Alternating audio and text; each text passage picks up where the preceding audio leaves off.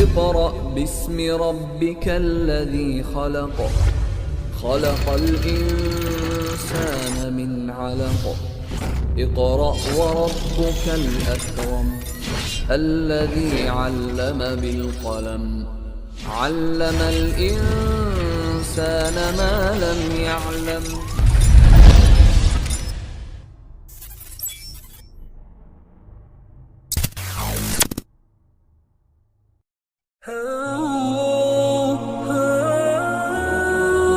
Assalamualaikum warahmatullahi wabarakatuh. Alhamdulillahirabbil alamin. Asyhadu an la ilaha illallah wahdahu la syarikalah wa asyhadu anna Muhammadan abduhu wa rasuluh. Allahumma sholli ala Muhammad wa ala ali Muhammad. Kepada semuanya, terkhusus kepada ustaz dan ustazah dan juga anak-anakku siswa-siswi MIT Al-Husna dari kelas 1 sampai kelas 6 yang tentunya sangat kami banggakan. Marilah yang pertama kita senantiasa bersyukur kepada Allah Subhanahu wa taala atas nikmat yang Allah berikan kepada kita, sehingga di kesempatan kali ini kita bisa melakukan salah satu bentuk amal soleh. Di antaranya seperti saat ini adalah kita bersama-sama untuk saling mengingatkan, saling menasihati dalam kebaikan dan kesabaran. Anak-anakku yang soleh-solehah, perlu diketahui hari ini adalah hari yang membahagiakan untuk kita semuanya, bahwa di wilayah Kabupaten Klaten yang kita cintai ini sekarang sudah diumumkan secara resmi oleh pihak pemerintah bahwa masuk di level 3 dari PPKM yang telah diinfokan.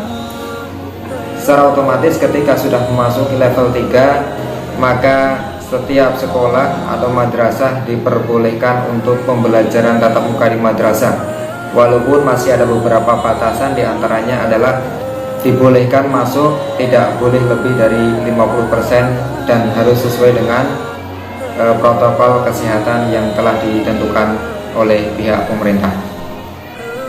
Ini adalah kabar yang menggembirakan bagi kita semuanya. Semoga semakin ke depan nanti kondisi semakin lebih baik lagi. Kepada semuanya tidak lupa salam dan sholawat semoga tetap tercurah kepada uswah hasanah kita Rasulullah Muhammad SAW, dan juga kepada keluarga, sahabat, tabi'in, tabi'ut tabi'in, dan kepada seluruh keluarga beliau hingga akhir zaman nanti, sholat termasuk kita. Amin ya rabbal alamin. Tentu sudah kita ketahui bersama, ada beberapa fase kehidupan manusia sampai nanti di puncaknya, yaitu di kehidupan akhirat. Bahwa saat ini kita berada di dunia, tentu di dunia ini sifatnya hanya sementara semua. Ada kebahagiaan di dunia, kebahagiaan itu tidak abadi. Ada kesusahan, kesusahan itu juga tidak abadi. Semua sifat kejadian apapun yang ada di dunia ini yang kita lalui ini sifatnya sementara, sampai nanti di puncaknya seseorang akan meninggal dunia dan nanti berada di tempat yang abadi. Segala puncak kebahagiaan itu akan dikumpulkan oleh Allah Subhanahu wa taala di surganya, dan segala bentuk kesengsaraan, penderitaan itu juga akan dikumpulkan di puncaknya, yaitu nerakanya Allah Subhanahu wa taala. Maka kita berharap kepada Allah Subhanahu wa taala semoga kelak kita dikumpulkan di jannahnya. Allahumma amin.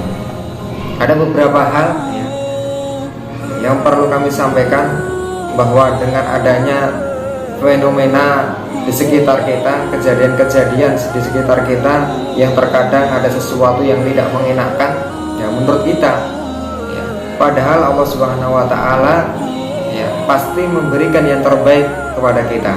Walaupun menurut kita pas kejadian itu adalah sesuatu yang tidak mengenakan, kejadian yang menyusahkan, tetapi yakinlah bahwa ketetapan Allah, takdir Allah adalah sesuatu yang terbaik untuk diri kita. Selama kita beriman kepada Allah dan kita berusaha untuk menjadi orang yang baik. Ada salah satu kisah yang bisa kita jadikan motivasi, penyemangat, dan bisa dijadikan inspirasi buat banyak orang. yaitu kisah di suatu kerajaan. Ini sudah tersebar banyak di media sosial juga, nanti bisa kita ulang-ulang biar tidak lupa, yaitu kisah ringan antara seorang raja dan seorang menteri. Ya, menterinya ini adalah menteri yang soleh. Dia ketika menasihati seseorang itu selalu mengatakan bahwa pilihan Allah adalah yang terbaik, ya. Ketentuan Allah atau ketetapan Allah adalah sesuatu yang terbaik. Nah, setiap ada orang yang terkena musibah, maka dia akan menasihati, yang memberi nasihat dengan perkataan tadi bahwa yang terbaik adalah pilihan Allah Subhanahu wa Ta'ala. Singkat cerita, ya, suatu hari ini ada kejadian yang luar biasa yang menimpa seorang raja. Ini jarinya terputus, ya, karena suatu hal yang terputus, jari yang terputus, sehingga sang menteri tadi juga mendatangi sang raja. Ketika sang menteri tadi ditanyai sang raja, apa pendapatmu tentang kejadian hari ini? Ya, hari ini jari saya terputus. Maka sang menteri tadi spontan menjawab dengan nasihat yang sama persis yang ia sampaikan kepada orang-orang yang ketika beliau nasihati, dia mengatakan bahwa kejadian ini adalah yang terbaik buat raja. Wah, mendengar perkataan itu sang raja spontan marah, tidak terima, ya. Karena apa? Jarinya putus kok, ini merupakan sesuatu yang terbaik, kan nggak mungkin, ya. Menurut dia saat itu. Ternyata benar, sang raja marah dan memerintahkan, ya, pasukannya untuk memenjarakan sang menteri tadi. Akhirnya sang menteri dipenjarakan. Nah, beberapa waktu berlalu sampai sang raja melupakan kejadian yang tidak mengenakan tadi, ya. Ini sang raja mempunyai agenda untuk berburu di suatu tempat. Membawa seluruh pasukan sang raja tadi, semua diajak. Dan qadarullah, sang raja dan pasukan dan rombongannya tadi tersesat di suatu tempat. Ya, bertemu dengan, ya, rombongan orang yang di situ adalah penyembah berhala. Ya, golongan orang yang menyembah berhala. Ternyata benar, seluruh pasukan sang raja beserta rombongannya dan juga sang raja sendiri ditangkapi semua diikat, tidak bisa kemana-mana. Ya, ternyata satu persatu dari seluruh rombongan sang raja ini dijadikan tumbal, ya, dijadikan tumbal untuk sesembahan mereka. Ya, dibunuh satu persatu. Ya, diceki dulu apakah layak dijadikan tumbal buat berhalanya itu. Ya, akhirnya ketika semua pasukan sang raja sudah satu persatu dibunuh, tinggal sang raja. Ya, giliran sang raja ternyata dicek. Nah, qadarullah, ketika dicek seluruh anggota tubuh sang raja ini ada kekurangan, yaitu di jarinya yang putus tadi. Nah, ketika melihat jari sang raja tadi putus, ya, maka tidak dijadikan tumbal. Wes ra kanggo gitu, ya.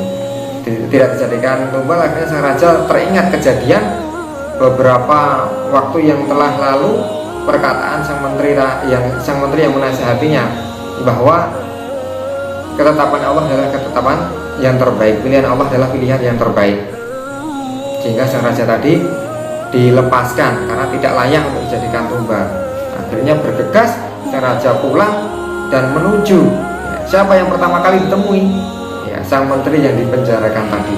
Dia mengucapkan rasa syukur dan berterima kasih dulu telah menasihati dan mengucapkan maaf kepada sang menteri tadi, ya, karena telah memenjarakannya.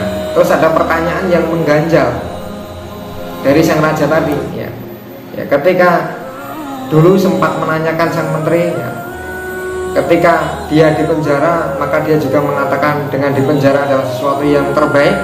Maka sang raja, ya, menanyakan kembali apa yang telah menjadi pertanyaan dulu, ya.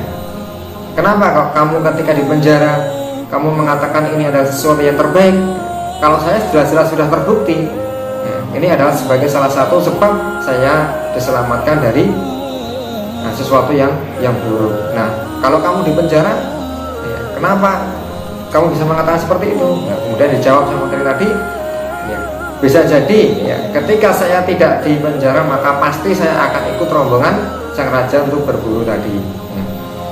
Sehingga sang menteri pun juga bersyukur dengan dia di penjara tidak dijadikan rombongan, ya, tidak dijadikan pasukan atau rombongan ikut berburu tadi. Akhirnya sang menteri tadi juga meyakini bahwa ketetapan Allah adalah sesuatu yang terbaik di kemudian hari, dan ini semuanya pasti ada hikmahnya, termasuk kejadian-kejadian kita yang setiap hari kita alami, ya. Kejadian-kejadian yang setiap hari kita alami, ada susah, ada senang, ada bahagia, ada kondisi yang benar-benar sangat ekstrim sampai kita takut, ya. Sampai kita ya khawatir berlebihan, ya, dengan hal-hal yang membuat kita tidak nyaman. Tapi yakinlah, selama kita muslim, ya, ini sesuatu yang terbaik untuk kita, karena ya, ketika kita yakin seyakin-yakinnya Allah memberikan yang terbaik untuk kita, pasti akan dibalas oleh Allah dengan balasan yang lebih baik. Maka kuncinya apa? Ketika kita diberi nikmat oleh Allah Subhanahu wa taala, kita akan bersyukur, dan itu akan mendapat pahala dan ganti yang lebih baik. Apabila kita diberi sesuatu yang tidak mengenakan, ya terutama ya hal-hal yang kita tidak ridho, ya, membuat hal-hal yang kita tidak nyaman, seakan-akan seperti itu, maka dengan kita bersabar atas apa yang telah menjadi ketentuan Allah, insya Allah kita juga akan mendapat pahala dari yang kita lakukan. Dan sebagai penutup, ya, ada salah satu ayat yang ingin kami sampaikan, yaitu di surat Al-Baqarah ayat yang ke-216. A'udzubillahi minasyaitonir rajim. Wa asa an takrahu syai'an wa huwa khairul lakum wa asa an tuhibbu syai'an wa huwa syarrul lakum wallahu ya'lamu wa antum la ta'lamun. Boleh jadi kamu membenci sesuatu padahal ia amat baik bagimu, dan boleh jadi pula kamu menyukai sesuatu padahal ia amat buruk bagimu. Allah Maha mengetahui sedang kamu tidak mengetahui, ya. Al-Quran surat Al-Baqarah ayat 216. Ya, apapun pilihan Allah, kita yakini bahwa apa yang menjadi pilihan Allah untuk diri kita adalah sesuatu yang terbaik bagi kita semua dalam kondisi apapun, ya. Mungkin sedikit nasihat singkat pembinaan hari ini, semoga bisa bermanfaat untuk kita semuanya. Akhirul kalam, billahi taufiq wal hidayah. Assalamualaikum warahmatullahi wabarakatuh.